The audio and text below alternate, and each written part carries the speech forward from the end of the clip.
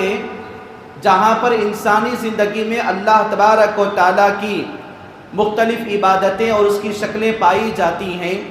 वहीं पर क़ुरबानी भी अल्लाह तबारक व तआला की एक इबादत है। और क़ुरबानी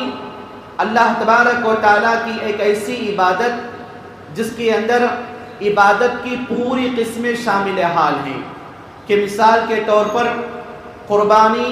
जिसका ताल्लुक़ इंसान के दिल से होता है और जिसका ताल्लुक़ इंसान के माल से होता है, जिसका ताल्लुक़ इंसान के बदन से होता है, जिसका ताल्लुक़ इंसान के मुकम्मल तौर पर अक़ीदा व ईमान से होता है,